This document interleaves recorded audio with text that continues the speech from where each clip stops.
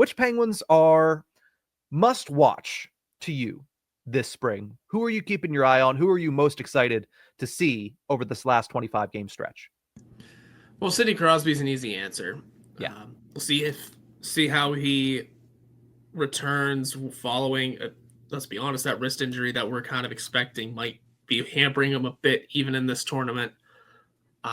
Following that, you could say Rickard Rakell to see what he can bring to the table ahead of the trade deadline and if he's going to continue building his trade stock afterwards. That's a key to keep an eye on. And when it comes to that, suddenly I'm looking into the AHL and saying, which ones of these guys are going to be must watch for the rest of the season? Mm-hmm. And there's quite a few names down there, whether it is at the AHL level or the NHL level. I think, Rutger McGroarty, Tristan Brose jump out right away as guys that you're looking to for the future. Same with Vasily Ponomarev and Ville Koivunen. And whether they make the jump to the NHL on a bit more of a regular basis this time around. Mm-hmm. I think that's kind of where my eyes draw to right away. Same with Owen Pickering if they decide to bring him back up at some point, but seems unlikely with a sudden glutton of defense on the NHL roster. It's a short list, but it is more than nobody. Like I said before we started this, I came up with a couple of names there. And just because Crosby's an easy answer. Yeah.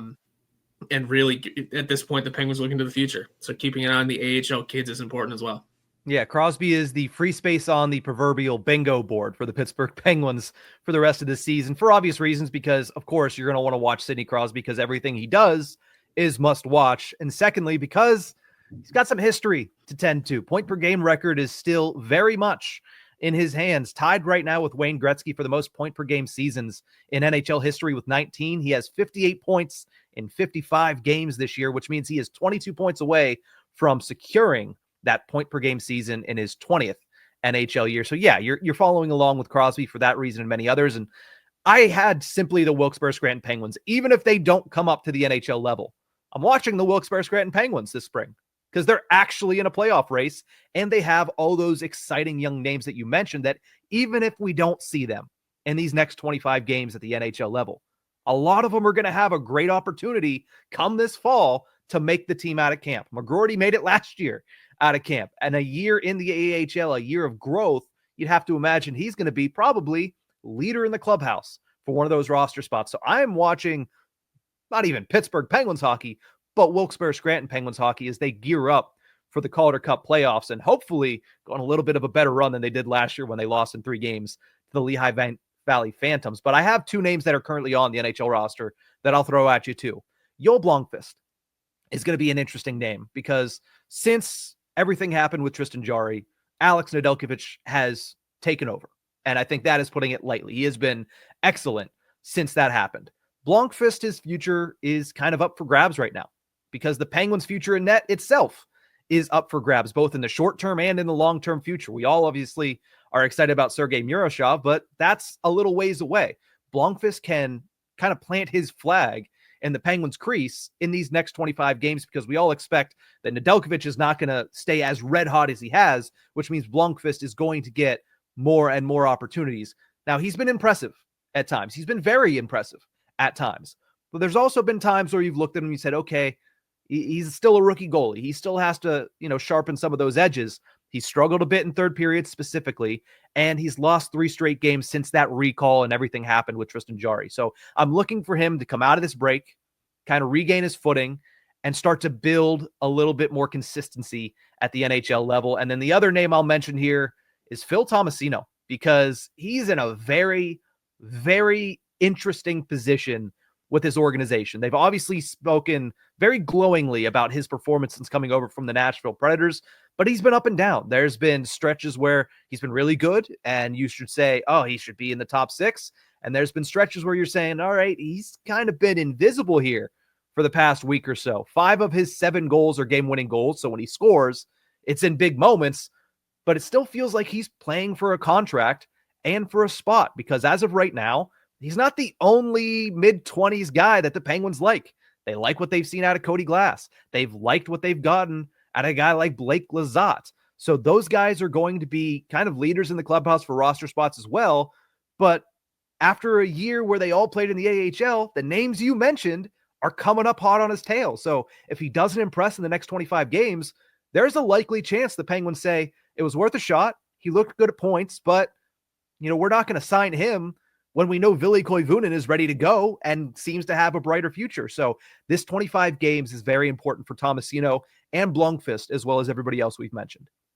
Yeah, you're totally right about that. And I think when it comes to Blomqvist specifically, because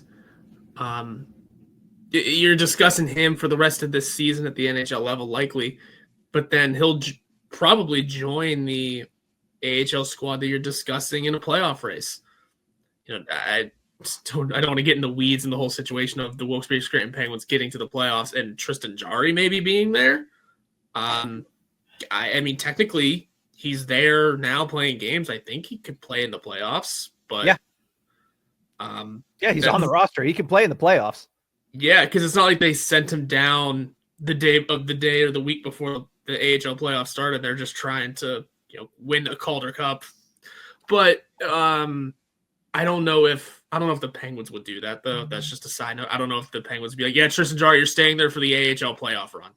We'll find out that answer pretty soon, I would imagine, because to be eligible for the AHL playoffs, you have to be at the very least on the roster by the trade deadline. So if they do a quick, they did the paper move over break. It wasn't even a paper move. They brought Jarry up, sent Blomqvist down so he could play, and then the second NHL play resumed, they switched him again. Unless they do that again, I mean, Blomqvist might not be eligible for the AHL playoffs, but it would be Tristan Jarry who is.